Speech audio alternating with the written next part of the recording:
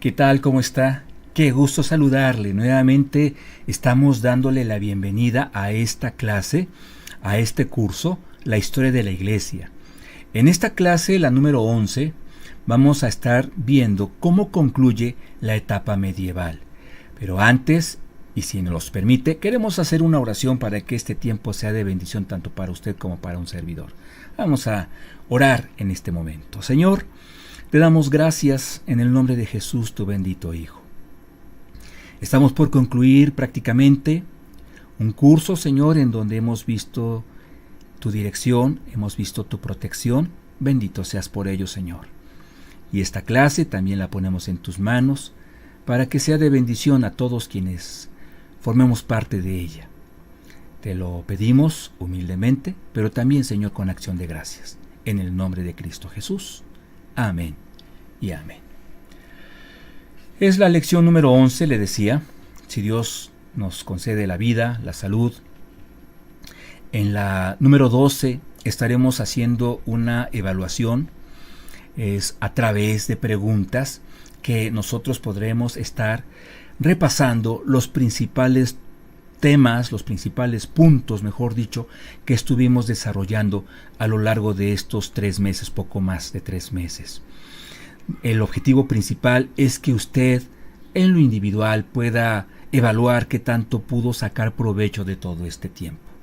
De esta manera, a la vez usted podrá determinar en qué clases necesita repasar el tema y también, bueno, pues tendríamos la oportunidad, ¿por qué no?, de decir que pues todo esto que se está repasando ya, gracias a Dios, lo conocemos. ¿Por qué no pensar en un 10 de calificación, si pudiéramos mencionarlo de esa forma? Entonces, en esta ocasión, en este momento, nosotros vamos a hablar de cómo cierra el periodo medieval. Con el cierre del periodo medieval estamos concluyendo de una manera práctica el curso, que a su vez describió 2 periodos importantes, el imperial y el medieval. Por eso es que en la primera diapositiva de nuestra presentación, que vamos a abrir en este momento, ahí está, estamos encapsulando el fin del periodo imperial-medieval. De una forma, estamos uniendo estos 2 conceptos porque en este curso vimos estas 2 etapas. Entonces, ¿cuándo es que nosotros podemos oficializar el cierre de la etapa medieval hablando de la historia de la Iglesia? Como sabe, vamos a ir avanzando para leer y a la vez ir explicando. La caída de Constantinopla en manos turcas se toma como el fin del Imperio Romano. ¿Por qué decimos romano? Porque todavía existía en su parte oriental. El Imperio Romano abarcó Europa. Teníamos una parte oriental y una parte occidental. Si bien es cierto que había perdido poderío, vigencia, influencia en la parte occidental, estamos hablando de Roma, estamos hablando de la parte latina, también existía una representatividad de cierta forma de este imperio en la parte occidental, con todo y que ya había sucedido lo del cisma que vimos en la clase anterior. Bueno, también en la clase anterior pudimos ver que había influencia de la parte, sobre todo religiosa, del occidente en el oriente.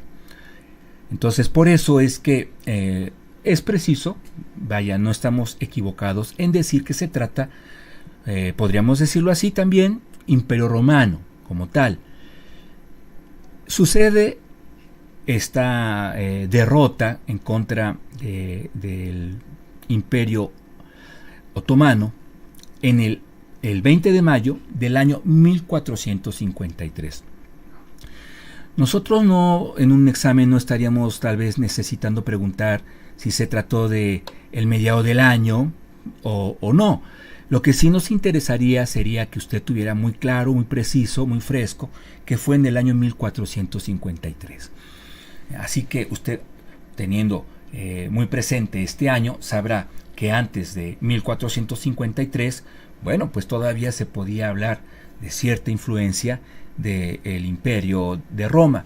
Posterior a esa fecha, ya estamos hablando de un escenario mundial completamente distinto, con influencia todavía, ¿verdad?, sobre todo en la parte artística, científica de Grecia, de Roma, pero ya políticamente hablando, militarmente hablando, ya estaríamos hablando de que se había dado carpetazo a este imperio. Este mapa nos va a ayudar a ubicarnos en todo este escenario bélico. Tenemos del lado izquierdo del mapa el imperio bizantino, del lado derecho el imperio otomano, quiero decir. Ahora, ¿por qué si estamos hablando de Roma, aquí lo estamos considerando como imperio bizantino?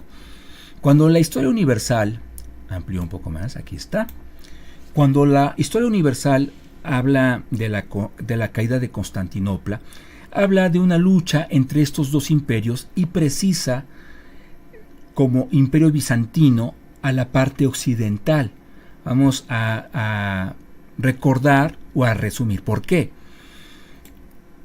Aquí nosotros, ampliaré un poco más, tenemos a Estambul. Estambul, si recordamos el inicio de este curso, era anteriormente, este es un mapa moderno, Estambul anteriormente era Constantinopla. Y a su vez Constantinopla antes era la ciudad de Bizancio. De ahí que a este imperio se le puede ubicar, y se le debe ubicar de hecho, para si queremos ser más precisos en cuanto a la caída de Constantinopla, con esta terminología, imperio bizantino. Aunque, obvio, pues por todo el contexto que hemos desarrollado en clases anteriores, sabemos que se trata de la parte en donde había un catolicismo, aunque sea dividido en la parte o en sus dos partes, romana y ortodoxa, es básicamente una misma entidad religiosa y de alguna forma también política, y de cierta manera aún en el aspecto militar. En la parte oriental, más hacia el oriente, tenemos a Turquía, digamos, el rival en esta batalla, en esta guerra. Ahora, es importante, dado que no se incluyó en este mapa, esclarecer que Estambul no es la capital de Turquía, al menos no actualmente. Estamos hablando de que a partir de 1923 cambia a Ankara, la capital de todo este territorio. Entonces, tenemos Imperio Romano a nuestra derecha y el Imperio Bizantino a la izquierda.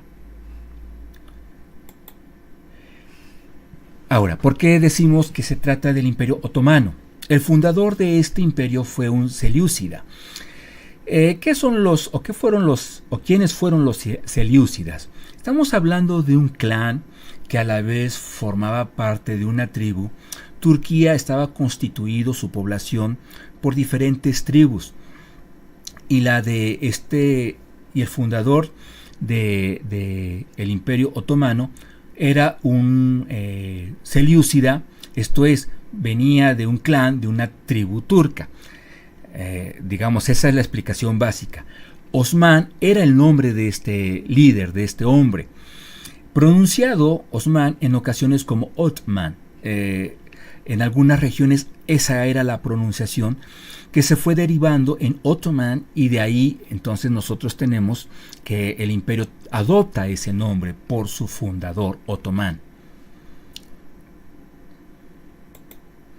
Vamos a hablar de las causas que influyeron en la victoria de los turcos, del Imperio Otomano. Tenemos tres, al menos, aunque hay una cuarta que vamos a también referenciar. Inciso A, o la primera causa que vamos a mencionar en esta clase. Durante la Edad Media hablamos de muchas guerras. Algunos pueblos quedaban debilitados, otros, al contrario, se fortalecían. Los que iban ganando iban adoptando mayor fortaleza. Los otomanos, en todos esos procesos bélicos, habían ya desarrollado un ejército muy poderoso, mientras que el ejército bizantino había quedado debilitado en gran medida por la peste negra que azotó durante ese tiempo. Estamos hablando de un periodo aproximadamente de 3 años. Entonces es ahí que nosotros vemos que mientras el Imperio Otomano fue adquiriendo poderío, el bizantino lo fue perdiendo ese poder. Deme un momento si es tan amable.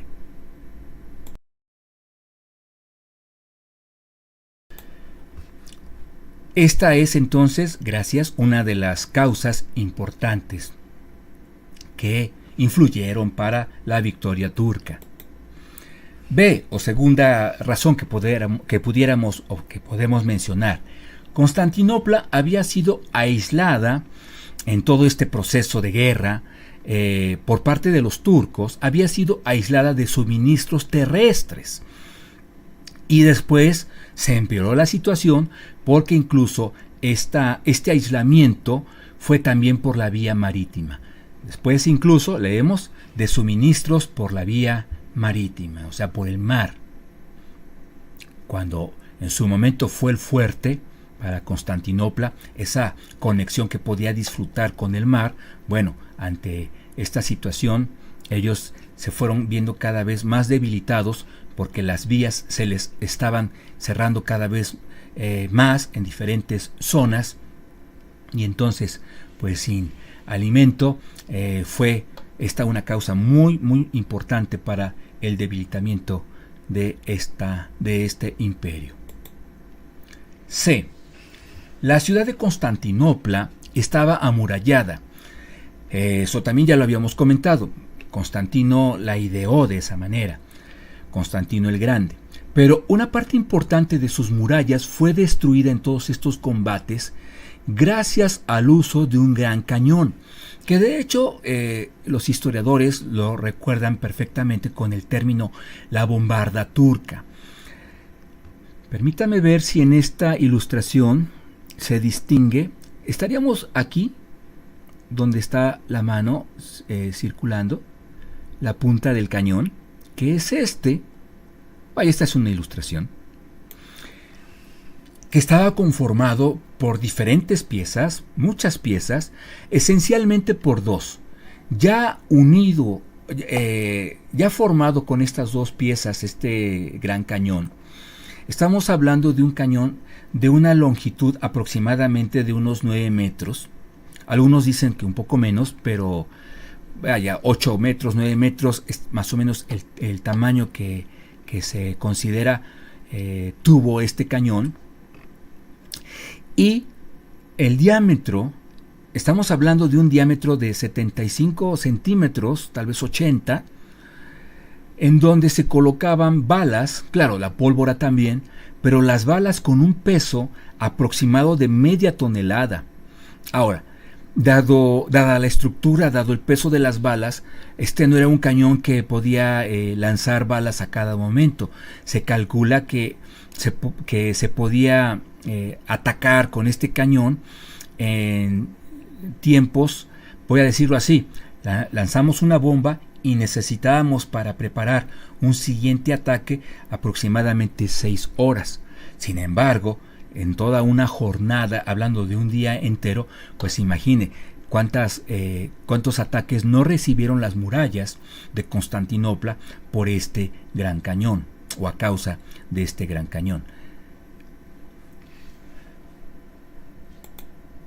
Es así que estamos hablando, ¿verdad?, de 3 causas con las que el imperio turco, en este momento ya podríamos decir al frente de él Mehmed II, derrota al imperio comandado por Constantino I. Y bueno, mencionábamos que podríamos hablar hasta de 4 razones. La cuarta la hemos mencionado con frecuencia. El imperio europeo, por decirle de esta forma, engranando o sumando Roma y la parte oriental, estaba desintegrado.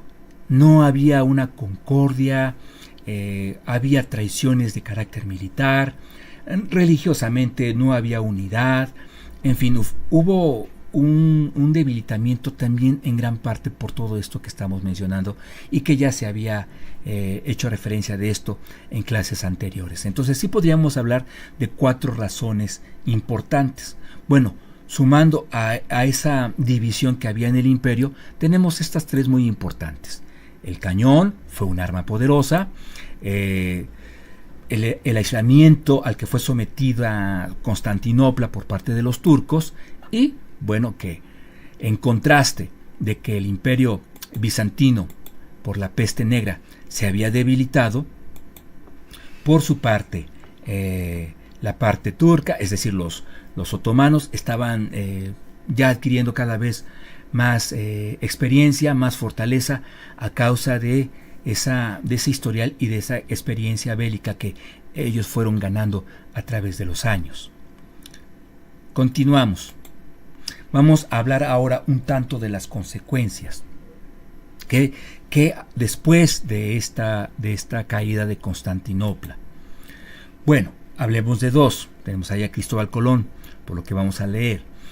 Europa, debilitada, el imperio destruido, requería entonces buscar nuevas rutas de expansión y sus ojos se centraron, sabemos bien, en el continente americano. Y una razón, o mejor dicho, y una consecuencia más que podemos hablar, de las más importantes, es esta. Los intelectuales griegos huyeron hacia Italia. Estamos hablando de 3 ciudades importantes en Italia, pero la más significativa, bueno, pues sería Florencia, o es Florencia.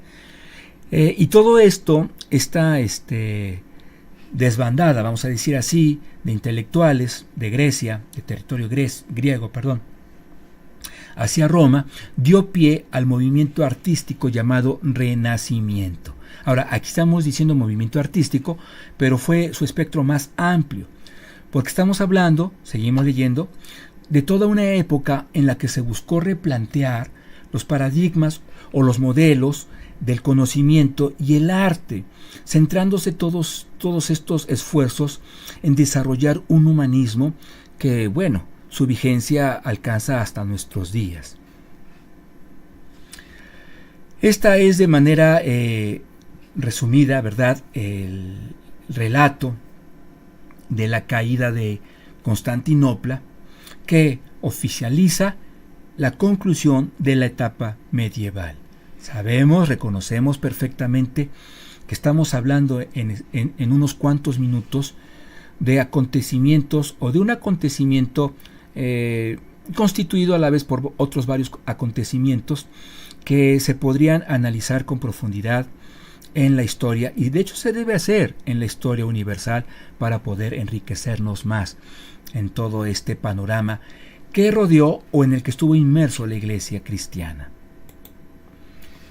Para la historia universal, de esta manera termina la Edad Media y comienza la Edad Moderna. Sin embargo, pongamos atención a esto. Nosotros, posterior a la conclusión de la Edad Media, necesitamos considerar la etapa de la Reforma, que si bien es cierto, la historia universal también la contempla. Para la historia universal se tiene la conclusión de la etapa medieval y de inmediato el inicio de la etapa moderna. En cuanto a la historia de la Iglesia, nosotros tenemos un espacio muy importante que de alguna forma distingue entre lo que es la etapa medieval y la etapa moderna, y que es la de la Reforma. No que separa estos 2 periodos, pero que sí requiere de una atención especial, como si se tratara de toda una época distinta. Tenemos aquí a algunos representantes del periodo de la Reforma, muy conocidos, al menos la mayoría: Lutero, Calvino, Zwinglio, Menno Simons y Enrique VIII.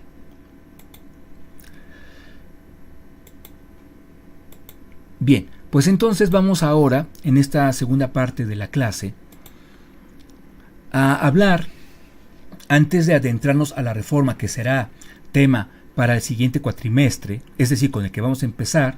En el siguiente cuatrimestre tendremos la Reforma y la etapa moderna propiamente dicha, en cuanto al tema historia de la Iglesia. Bueno, Antes de llegar a esa etapa, nosotros, al cerrar esta, necesitamos comentar lo que sucedió internamente y que tiene mucho que ver con el periodo de la Reforma. Vamos leyendo, son 3 elementos a desarrollar en este tiempo, en este momento de la clase, y que es la segunda y última parte. Tenemos a los albigenses o cátaros, también conocidos como los puritanos. Ahora, esto de los puritanos se les nombraba así de una manera despectiva, pero bueno, la etapa más fuerte de este movimiento religioso, diremos, fue en el sur de Francia. Estamos hablando del año 1170. ¿Qué en cuanto a ellos? ¿Por qué vale la pena hablar de ellos como esa cuna que le da vida al movimiento tan fuerte teológico, doctrinal en la Reforma?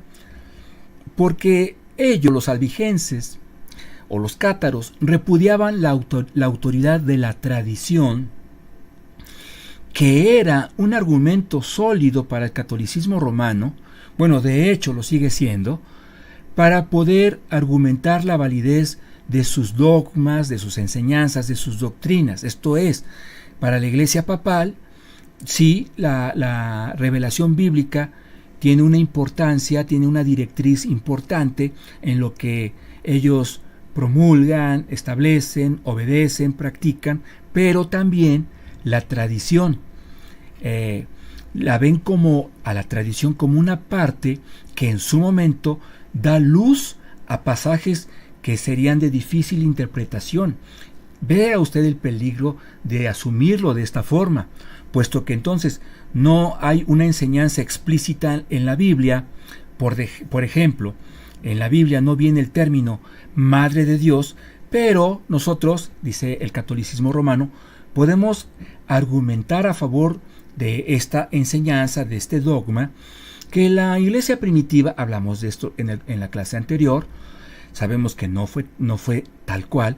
La iglesia en general aceptaba el concepto que María se podía mencionar, se podía conceptualizar como la Madre de Dios. La tradición da fuerza, da aval a esta enseñanza. Entonces, por eso es que los albigenses decían, no, a la tradición nosotros no la debemos contemplar para poder llegar a un dogma en cuanto a la fe se refiere. Nos podrá servir para algunos marcos de referencia, nunca para poder redefinir, establecer, enmarcar una enseñanza, establecer una doctrina. Repudiaban la tradición, inciso A, y eran arduos, tal vez la palabra, si decimos propagandistas, se escuchara en otro ámbito, tal vez incluso político, pero bueno, al final de cuentas, a lo que ellos se dedicaban con esmero era a propagar la enseñanza del Nuevo Testamento, no solo de manera verbal, recordemos, ya estaba escrito, no con los alcances con los que se pudo difundir después de la invención de la imprenta, pero bueno, ellos de una manera ardua intentaron esparcir la enseñanza del Nuevo Testamento. Subrayemos esto. Inciso B, se oponían a las doctrinas romanas del purgatorio por obvias razones, porque aunque el catolicismo romano trata de encontrar cierto apoyo, respaldo escritural, hemos hablado también esto en otras clases, son pasajes en donde hay una interpretación, diremos, un tanto caprichosa, personalizada por parte de ellos, para decir, mira, aquí en la Biblia sí habla del purgatorio. Hemos hablado un poco de esto y entendemos que no es así, que la Biblia no avala la existencia de este lugar.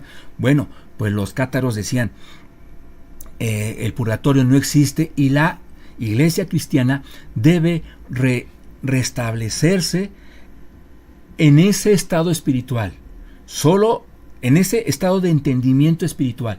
Solo hay cielo, solo hay infierno. No hay un lugar intermedio en donde se purguen las faltas para poder aspirar después en su momento a estar ya de una manera cabal en el cielo, plena, vamos a decirlo así. Seguimos en el inciso B. Se oponían a la adoración de imágenes o a la veneración de imágenes. Para el caso, hemos hablado de eso también, es lo mismo. Y a las pretensiones sacerdotales. ¿A qué nos referimos cuando hablamos de pretensiones sacerdotales? Pues básicamente a lo que el Papa o los papas estaban ya constantemente anunciando a todas, a todo lugar que pudieran escucharles. El Papa es la máxima autoridad político-religiosa en el mundo, así lo asentó Jesucristo, colocando como tal en primera instancia a Pedro, y nosotros estamos sucediendo a Pedro. O sea, a esta pretensión sacerdotal es que los albigenses o cátaros, los puritanos, se oponían y lo expresaban de una manera pública, airada, y esto generaba mucha violencia en el entorno. C. Su punto débil doctrinal, otros tantos, el más fuerte creemos, es la indiferencia que hacían al Antiguo Testamento. Sinceramente, de decirlo, que no sé si por un sentimiento antisemita, pero realmente ellos incluso repudiaron al Antiguo Testamento, estableciendo que las normas para la iglesia se encontraban en el Nuevo Testamento y que no era necesario remitirse a lo que en el Antiguo Testamento la palabra del Señor nos enseña. Y nosotros sabemos, hemos de decirlo, que el Nuevo Testamento debe entenderse a la luz del Antiguo Testamento. Por eso decimos que se trata de un punto débil. Aparte, tenían una influencia muy fuerte del maniqueísmo. Si recordamos, en el maniqueísmo, tal vez en gran parte por ahí el término despectivo de puritanos. En el maniqueísmo no se acepta el color gris. Eres bueno o eres malo. Estamos hablando también de dos fuerzas combatiendo espiritualmente, la del bien y del mal, con una sola diferencia. Una fuerza es buena, la otra es mala, pero en intensidad estamos hablando de lo mismo. Así se conceptualiza en varias ramas del maniqueísmo la existencia del bien y del mal. Por eso es que decimos que sí tenían debilidades doctrinales muy importantes. Hay que aplaudírsele, ¿verdad? Ese deseo que tuvieron de propagar la enseñanza del Nuevo Testamento, de no darle autoridad a la tradición como la tiene la Escritura, la palabra de Dios. Y esta oposición, inciso B, que había en contra de prácticas y enseñanzas católicas, bueno, en la medida en la que nos remitimos a la palabra de Dios, nosotros vamos haciendo a un lado, sin necesidad de pelear, ¿verdad? Lo que no compete a la enseñanza de la palabra de Dios para nuestra vida. Leemos en la última parte. En 1208, el Papa Inocencio III, es la cuarta vez que hacemos referencia a este Papa. Por eso es que tal vez una pregunta de examen bien pudiera ser: en la etapa medieval menciona 4 situaciones importantes en las que podemos ver actuando al Papa Inocencio III. Podría ser, ¿verdad?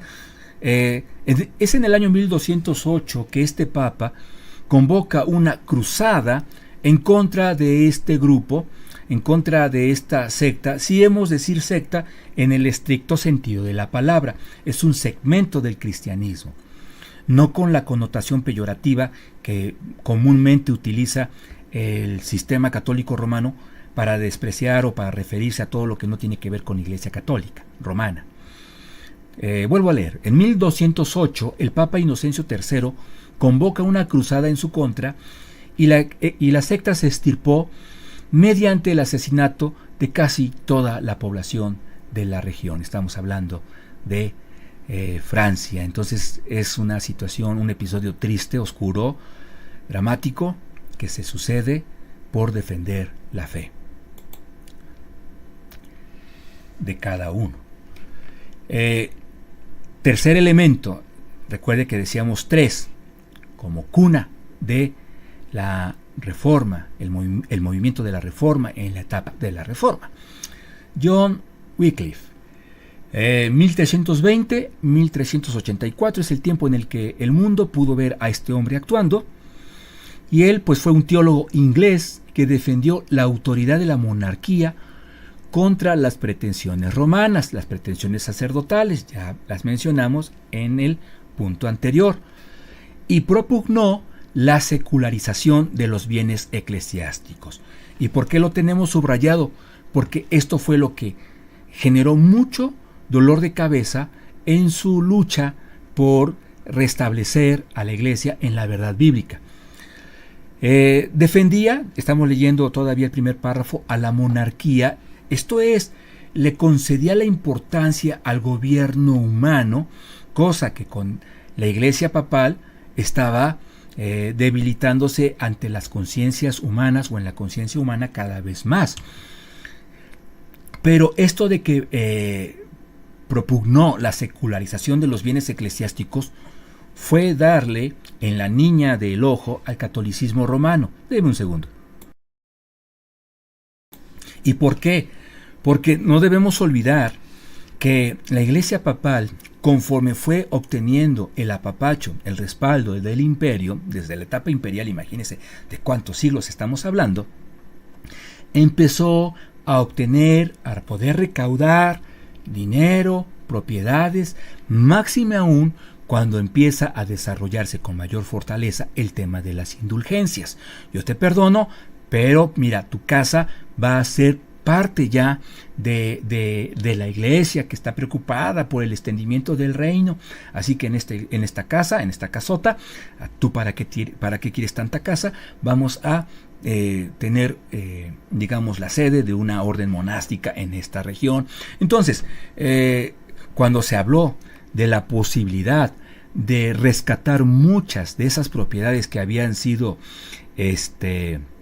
pues tomadas de esta manera, digamos, a favor de la fe católica, a favor de la fe, a favor de la religión, pues obviamente que no les pareció, les dolió y empezaron a hacer una reacción a este movimiento encabezado por John Wycliffe.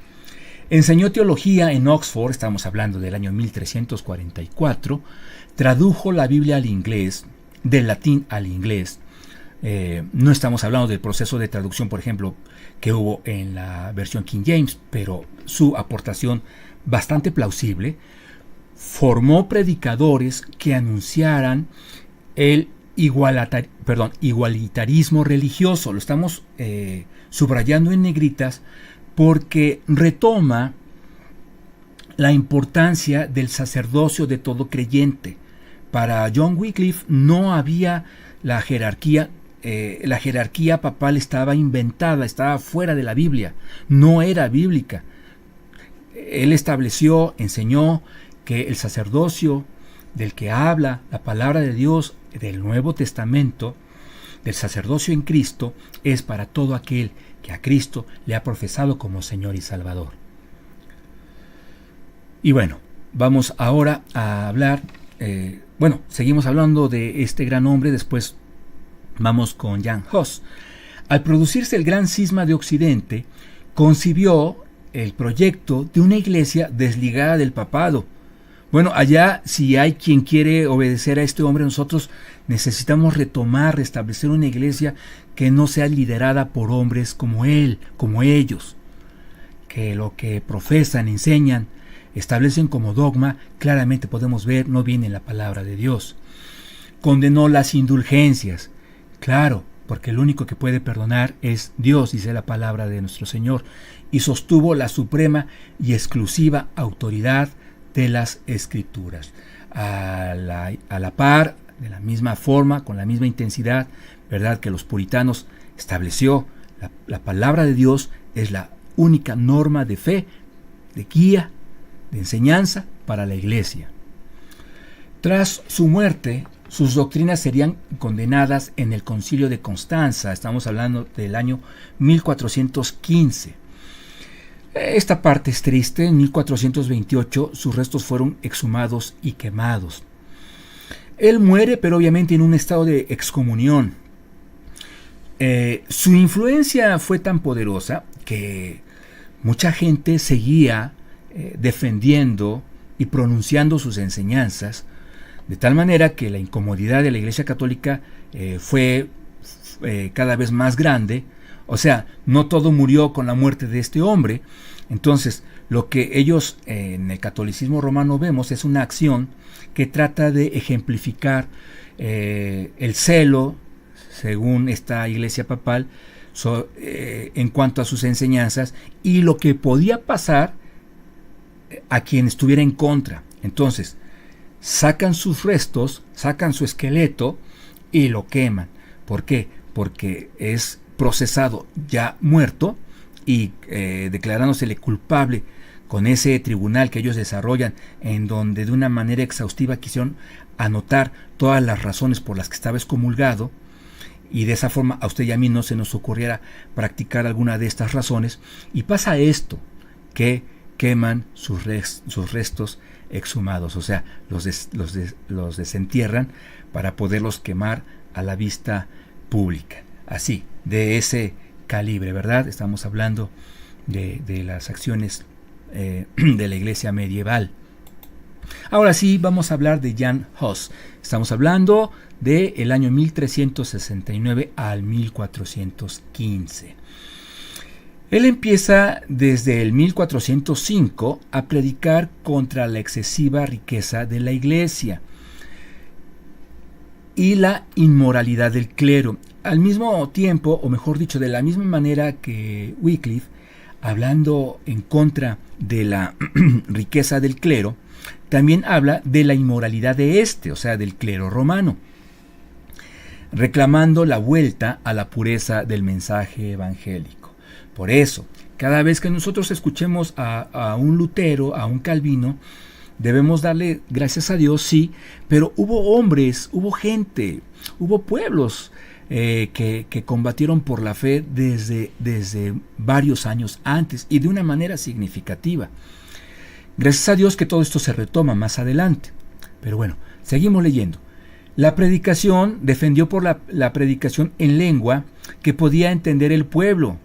¿Por qué en latín si había gente que no podía entenderlo? Vaya.